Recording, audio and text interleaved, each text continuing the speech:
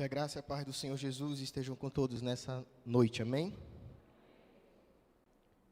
Amados, vamos abrir nossas Bíblias no livro de Mateus.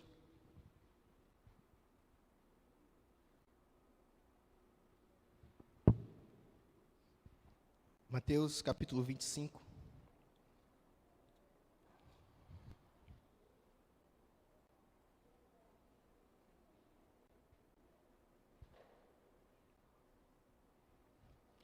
Mateus 25, do versículo 1 ao versículo 13. Amém? Diz assim a santa palavra do Senhor. Então o reino dos céus será semelhante a 10 virgens que, tomando as suas lâmpadas, saíram a encontrar-se com o noivo. 5 dentre elas eram nécias e 5 prudentes. As nécias, ao tomarem as suas lâmpadas, não levaram azeite consigo. No entanto, as prudentes, além das lâmpadas, levaram azeite nas vasilhas. E tardando o noivo, foram todas tomadas de sono e adormeceram. Mas à meia-noite ouviu-se um grito: eis o noivo, saí a seu encontro. Então se levantaram todas aquelas virgens e prepararam as suas lâmpadas. E as nécias disseram às prudentes: dai-nos do vosso azeite, porque as nossas lâmpadas estão se apagando. Mas as prudentes responderam: não, para que não nos falte a nós e a vós outras. Ide antes aos que o vendem e comprai-o. E saindo elas para comprar, chegou o noivo, e as que estavam apercebidas entraram com ele para as bodas, e fechou-se a porta. Mais tarde chegaram as virgens nécias, clamando: Senhor, Senhor, abre-nos a porta. Mas ele respondeu: em verdade vos digo que não vos conheço. Vigiai, pois, porque não sabeis o dia nem a hora. Senhor Deus e Pai, muito obrigado, Senhor. Obrigado, Senhor, pelo privilégio que o Senhor nos concede nesta noite de estarmos aqui na Tua casa para louvar e bendizer o Teu santo nome. Meu Deus, nesse momento, eu rogo ao Senhor que o Senhor use esse miserável pecador para propagar o Teu Evangelho. Em nome de Jesus, amém. Amados, nessa noite, eu gostaria que cada irmão aqui fizesse como se hoje fosse a última oportunidade que você tem de ouvir o Evangelho de Cristo. Eu gostaria que nessa noite você se desligasse de tudo que tem feito você parar em relação a Cristo e você se voltasse para Ele neste exato momento. Com as preocupações do dia a dia, infelizmente, por muitas das vezes, permitimos que essas ocupações, permitimos que esses afazeres façam com que nós esfriemos em nossa caminhada com Cristo. Muitas das vezes, por conta das coisas do dia a dia, do nosso trabalho, das coisas que muitas das vezes são irrelevantes, nós permitimos que nós esfriemos em nossa fé com Cristo. Talvez a sua vida, talvez o seu jeito de viver não seja ou não esteja da forma como você almeja que estivesse. Ou talvez hoje o seu relacionamento com Deus, ele não seja autêntico. Ou talvez o seu relacionamento com Deus, ele não está fortificado. Isso muitas das vezes nós permitimos que aconteça, porque não sabemos priorizar o nosso Senhor Jesus Cristo em nossas vidas. Talvez essas ocupações tenham deixado você sonolento, tenha deixado você cansado.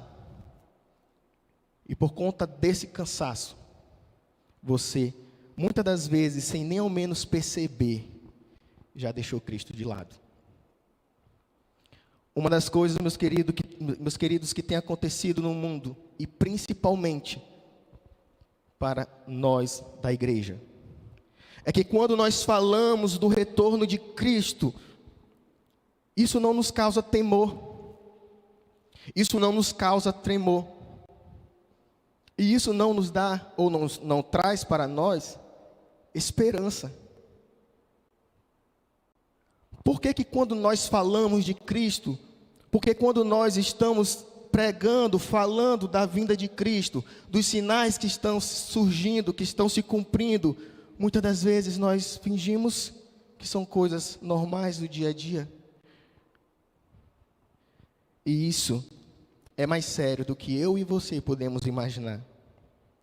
Meu querido, eu estou falando é da sua vida após a morte. Eu estou falando é para onde você vai depois que Cristo voltar.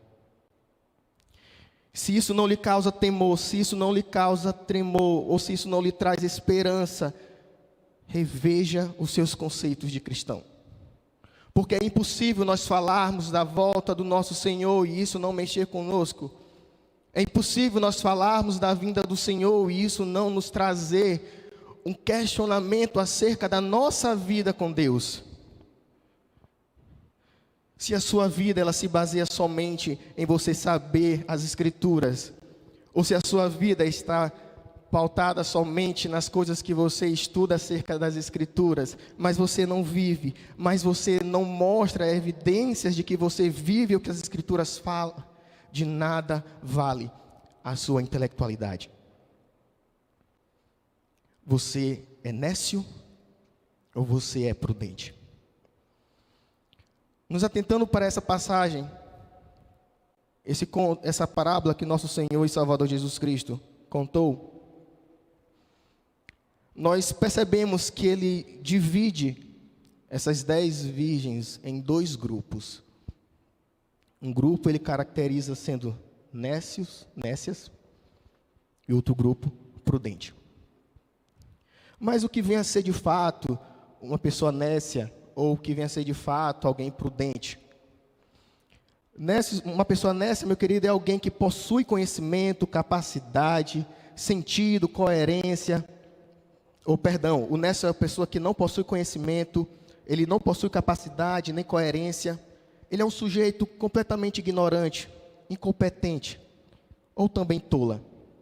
Ao passo que alguém prudente é alguém que ele analisa as situações, ele vê as situações de perigo e se prepara para aquela determinada situação. Ele é coerente, ele é sensato. E ele enxerga as situações e pensa em como vai agir diante das circunstâncias. E aqui nós vemos um contraste bem evidente da relação desses 2 grupos. E eu gostaria de trazer essa noite alguns pontos para a amada igreja. Eu gostaria que a igreja permanecesse com a sua Bíblia aberta. O primeiro ponto que eu queria trazer para a igreja nessa noite é que todas eram virgens. As 10. Historicamente falando, a virgindade sempre esteve relacionado à religiosidade, a algo puro ou algo sagrado. E aqui a gente vê que Cristo, ele coloca que tanto as nécias como as prudentes, elas eram virgens. E isso não quer dizer que algumas perderam a salvação, mas isso quer dizer que alguns nunca a tiveram. Perceba também que as nécias em nenhum momento elas foram prudentes. De igual modo que nenhuma prudente se tornou nécia. Na história que Cristo conta, do início ao fim, todas permaneceram em seu devido lugar, em sua devida classificação do grupo que Cristo deu. Se aqui a virgindade está relacionada à religiosidade, isso nos mostra que tal religiosidade não poderá salvar ninguém. Não bastou aqui, nessa história, ser virgem tão somente, mas faltou o azeite, que é o azeite que nós vamos ver mais na frente, que foi determinante. O segundo ponto é que as aparências, elas enganam. Esse ponto é um ponto que eu gostaria muito que a igreja se atentasse. Porque todas as 10 elas possuíam lâmpadas, todas as 10 elas saíram ao encontro do noivo, e neste momento nós podemos perceber que se torna um pouco difícil de diferenciar uma das outras. De fato, externamente falando, é difícil de distinguir um crente verdadeiro de um crente de fé fingida. Nós podemos perceber que tanto os crentes que têm um fingimento, para os crentes verdadeiros, eles estão nas mesmas igrejas, eles estão louvando, eles pregam, mas há sempre um diferencial entre eles. Eu gostaria que a amada igreja abrisse suas Bíblias em Mateus 13. Só voltar um pouquinho. Do versículo 24 a 30.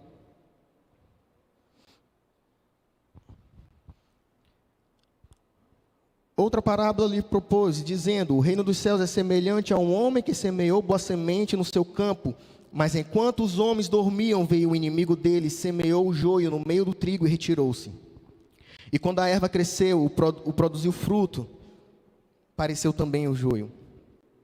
Então, vindo os servos do dono da casa, lhe disseram: Senhor, não semeaste boa semente no teu campo? De onde vem, pois, o joio? Ele, porém, lhes respondeu: um inimigo fez isso. Mas os servos lhe perguntaram: Queres que vamos e arranquemos o joio? Não, replicou ele, para que, ao separar o joio, não arranqueis também com ele o trigo. Deixai-os crescer junto até a colheita, e no tempo da colheita direi aos ceifeiros: ajuntai primeiro o joio, atai-o em feixes, para ser queimado, mas o trigo recolhei-o no meu celeiro. Vejam, é muito difícil, externamente falando, você distinguir as pessoas que de fato servem o Senhor Jesus dentro das igrejas, para aqueles que não servem verdadeiramente o Senhor. Isso nós vemos muito acontecer no meio que se diz evangélico de hoje em dia. Hoje em dia nós estamos vendo pessoas indo para o inferno porque não querem ler as Escrituras. Hoje nós vemos pessoas que simplesmente acatam o que determinada pessoa fala, ou determinado pastor fala, e tomam aquilo como verdade. Na verdade, muitas das vezes, essas pessoas estão sendo anestesiadas, indo para o inferno. E isso deve nos preocupar.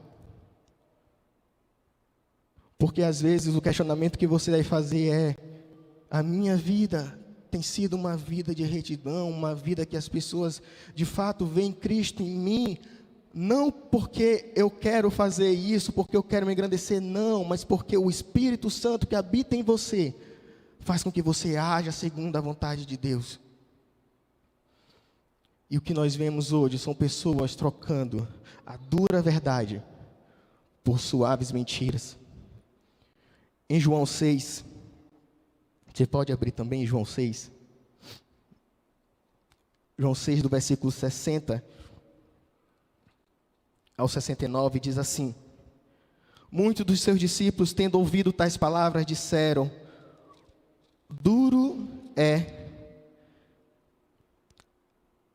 Muitos dos seus discípulos, tendo ouvido tais palavras, disseram: duro é este discurso, quem o pode ouvir? Mas Jesus, sabendo por si mesmo que eles murmuravam a respeito de suas palavras, interpelou-os: isto vos escandaliza? Que será, pois, se virdes o Filho do Homem subir para o lugar onde primeiro estava? O Espírito é o que vivifica, a carne para nada aproveita. As palavras que eu vos tenho dito são Espírito e são vida. Contudo, há descrente entre vós, pois Jesus sabia desde o princípio quais eram os que não criam e quem o havia de trair. E prosseguiu: por causa disso é que vos tenho dito, ninguém poderá vir a mim, se pelo Pai não lhe for concedido. Olha só o 66 ao 69. À vista disso, muitos dos seus discípulos o abandonaram e já não andavam com ele. Então perguntou Jesus aos 12: porventura quereis também vós, ou vós outros, retirar-vos? Respondeu-lhe Simão Pedro: Senhor, para quem iremos? Tu tens as palavras de vida eterna. Até o 68. Quando eu vejo essas pessoas que, para benefício próprio de suas igrejas, têm pregado um evangelho mentiroso, têm pregado um evangelho que muitas das vezes até quem está dentro da igreja acata, porque afaga o ego, porque promete aquilo que a carne anseia e não o que o Espírito anseia. As pessoas hoje não podem mais ser confrontadas, porque já é motivo de perseguição. Mas perceba que o próprio Cristo, mesmo Ele tendo pessoas ao seu lado, alguns discípulos o seguiam no anonimato, alguns não eram verdadeiros, seguiam somente ou pelo oba-oba, ou ansiando somente aquilo que Ele poderia fazer por eles, mas não porque o amava. E aqui nós vemos que esses discípulos se escandalizaram de Cristo, porque as palavras de Cristo foram palavras duras, porque a palavra de Cristo foram palavras que confrontavam o pecado, que confrontavam a sua carne, confrontavam o seu eu. E aqui nós vemos que Cristo voltando para os seus 12, os seus discípulos verdadeiros, aqueles que estavam com Ele independentemente das situações, pergunta se eles também não iriam sair. Mas Pedro disse: para onde nós iremos, Senhor? Para onde nós iremos, pois só Tu tens a palavra de vida eterna. Meus queridos, o verdadeiro evangelho é um evangelho que te confronta. O verdadeiro evangelho é um evangelho que, além de te confrontar, ele te faz ir para os pés da cruz. E ele te faz entender o quão miserável você é e o quanto você é dependente de Cristo. E nós percebemos que a fé de alguém fingida, ela não conseguirá se manter acesa. A lâmpada da fé verdadeira, ela só se manterá acesa para os verdadeiros eleitos, para os verdadeiros crentes em Cristo, aqueles que não renunciam à sua fé. Porque aqueles crentes ou aquelas pessoas que têm a sua fé fingida, eles não conseguirão manter a sua luz acesa quando o noivo vier.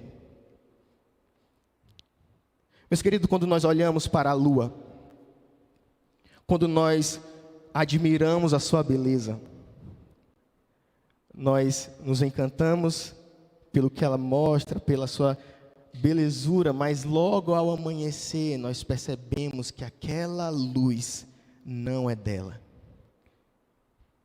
A fé de alguém fingida é parecida, porque haverá um tempo que essa luz, ela vai se apagar.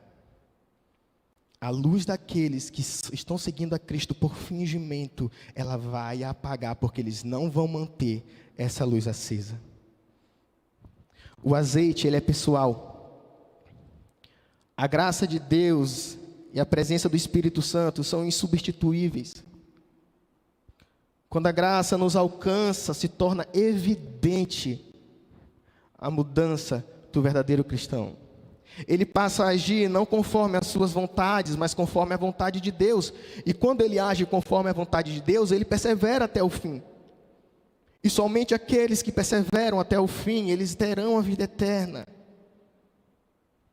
É necessário que você entenda. É necessário que você entenda que a sua vida de incredulidade, ela precisa acabar. É necessário que você entenda que para entrar no reino dos céus não é da forma como você quer entrar, mas é da forma como Deus já determinou. Então pare de agir segundo as suas vontades e achar que é pelas suas forças e pela sua vontade, ou pelo que você pensa, ou pelo que fulano de tal diz que não está de acordo com as escrituras, que você vai acreditar só porque afaga o seu ego. Quando a graça de Deus nos alcança, quando a graça de Deus alcança um pecador, ele é regenerado pelo poder do Espírito Santo, de modo que ele passa a conhecer a fé salvadora. E esse azeite não pode se dividir, ele é pessoal, e apenas os prudentes têm, apenas os eleitos do Senhor têm, apenas aqueles que têm o Espírito Santo do Senhor têm. Porque só vai entrar no céu quem tem o selo do Espírito Santo. O Espírito Santo é o penhor, é a garantia que eu e você nós temos de entrar no céu de glória e por toda a eternidade morar com nosso Senhor e Salvador Jesus Cristo. Um outro ponto dessa parábola que eu queria trazer aos amados irmãos é que o esforço humano nada vale. Nada vale. Talvez essas virgens nécias, as que foram imprudentes, talvez elas não tenham levado o azeite com elas por acharem que o noivo demoraria a chegar.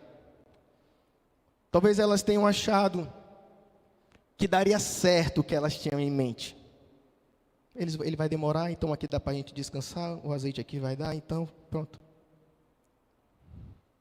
Mas quando elas perceberam que o noivo tinha chegado, o desespero bateu. E meus queridos, na vinda do Senhor Jesus vai ser desse jeito. Aqueles que não estão preparados, aqueles que não perseveraram até o fim, o desespero vai bater a porta. E talvez elas, quando elas foram correr atrás para comprar o azeite, voltaram para bater a porta para poder entrar às bodas. Talvez achassem que com esse esforço de ir atrás, de comprar o azeite, talvez elas poderiam entrar, mas o que é que o noivo diz? Eu não vos conheço. O noivo rejeitou. Naquele dia, Deus vai separar os dele daqueles que vão para o inferno. Naquele dia, aqueles que Cristo separou estarão com ele por toda a eternidade. Pode ser que elas tenham tentado mostrar esse esforço. Senhor, eu fui atrás. Senhor, eu fui atrás para comprar o azeite, para poder entrar, para manter acesa a minha luz, a minha lâmpada. Mas ele vai dizer que ele não as conhece. Não é pelo que você faz. Não é pelo que você deixa de fazer. É pelo que Cristo fez na cruz. E pelos dele que ele morreu.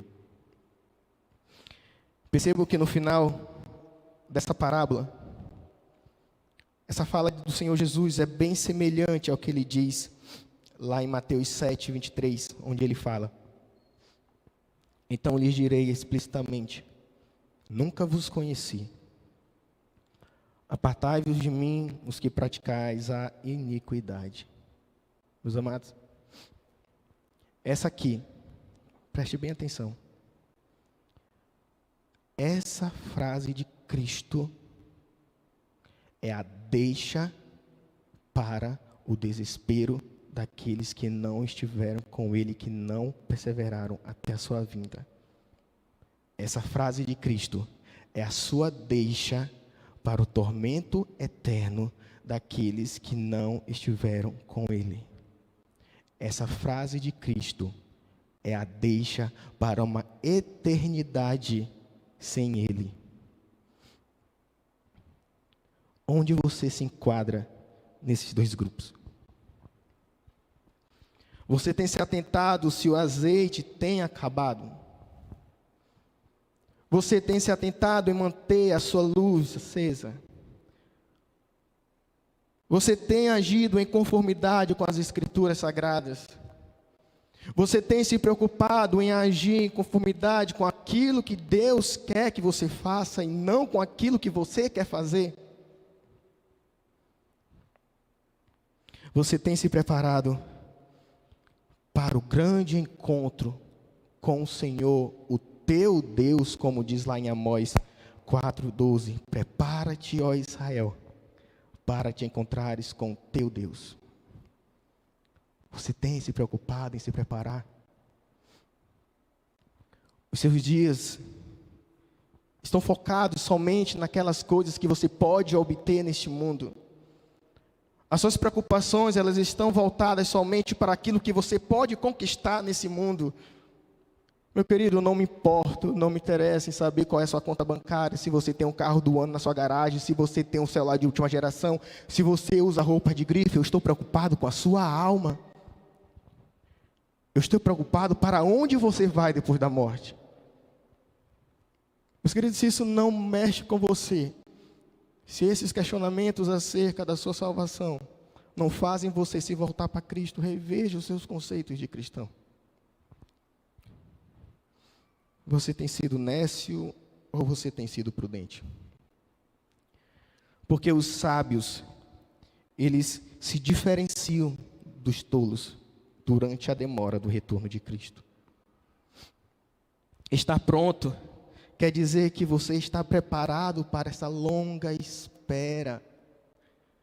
Mas essa espera, ela é debaixo de perseverança. A gente sabe que, muito embora no nosso tempo a gente pode se perguntar, meu Deus, o Senhor está demorando. Mas entenda, Deus não está preso ao tempo, nós estamos. E na hora certa Ele virá. E o que eu queria deixar essa noite para a amada igreja: vigiem, busquem o Senhor enquanto vocês podem achar. Busquem o Deus de vocês enquanto vocês podem achar. Busquem. Busquem, porque haverá um dia em que vocês não vão conseguir, se vocês não estiverem com Cristo. Nós precisamos de um choque de realidade. As coisas têm acontecendo e a gente está agindo assim como só alguma coisa que está acontecendo a mais na nossa vida. Os verdadeiros cristãos, eles entendem que esses sinais, eles vão perdurar até quando Cristo voltar. Mas o que diferencia eles daqueles que entendem como sendo algo normal do dia a dia, é que eles entendem que esses sinais precedem a vinda do nosso Senhor e Salvador Jesus Cristo, e isso faz com que eles perseverem, porque a fé deles, a luz que há neles, jamais vai se apagar. Se preparem, meus amados irmãos, para o grande dia. Se preparem, porque nós não sabemos nem o dia nem a hora. A vinda do homem será de forma rápida, de forma que não haverá mais tempo para arrependimento, de forma que não haverá mais tempo para você ir atrás, porque o tempo já acabou, porque o tempo findou. E aí você vai olhar para trás: o que eu fiz? O que eu fiz enquanto aquele irmão falava de Cristo, eu ignorei? Eu arrisco a dizer que cada um aqui essa noite tem alguém próximo. Eu arrisco a dizer que cada um aqui essa noite tem alguém próximo que você vê que está caminhando a passos largos para o inferno. Aí eu pergunto para você essa noite: o que você tem feito para que essa pessoa conheça Cristo? Muitas das vezes, até dentro da nossa família, nós temos alguém que não conhece a Cristo e você tem a responsabilidade de pregar o Evangelho para ela. Mas o que você tem feito? Se preparem. Se preparem, porque nós não sabemos nem o dia nem a hora. E enquanto nós estamos aqui nessa baixa terra, que possamos dedicar o nosso tempo ao louvor e adoração do nosso Senhor e Salvador Jesus Cristo, porque a Ele a honra, a Ele a glória, a Ele o louvor pelos séculos dos séculos, porque só Ele é digno, só Ele é santo e Ele é santo. Abaixe suas cabeças nesse momento. Não olhe para o irmão que está do seu lado.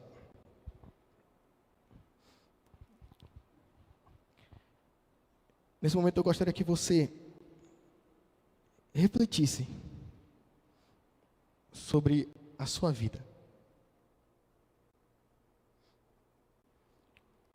O que de fato você tem feito? O que de fato você tem feito para poder propagar o Evangelho de Cristo? Reflita, e nesse momento eu gostaria que você se conectasse com o Senhor. E que Ele trouxesse à memória de vocês aquilo que vocês têm esquecido, que tenham afastado dEle. E que a partir de hoje você possa mudar. Que a partir de hoje você possa se entregar ao Senhor Jesus. Ore ao Senhor.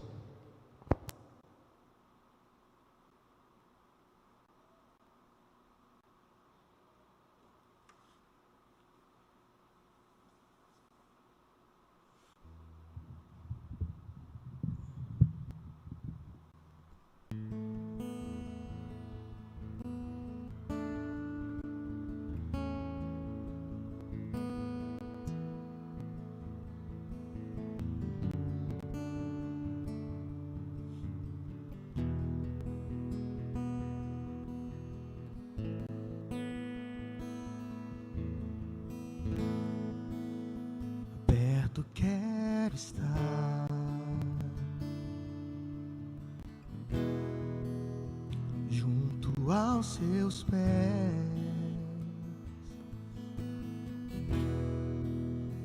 pois prazer maior não há que me render e te adorar. Tudo que há em mim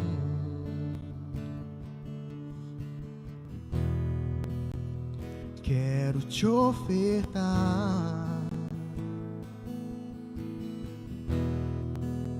mas ainda é pouco, eu sei,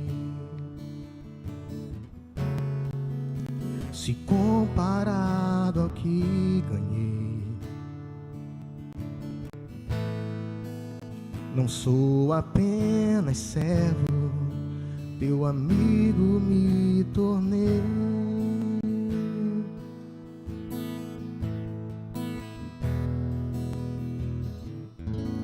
Te louvarei,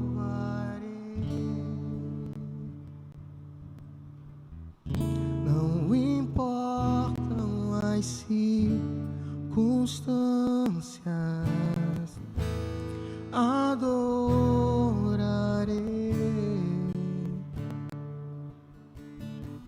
somente a ti, Jesus.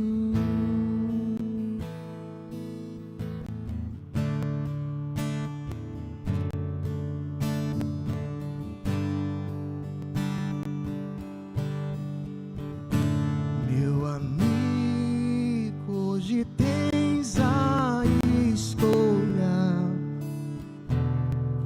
vida ou morte, qual vais aceitar? Amanhã pode ser muito tarde, hoje Cristo te quer libertar. Meu amigo, hoje tens a escolha, vida ou morte, qual vais aceitar? Amanhã pode ser muito tarde, hoje Cristo te quer livrar.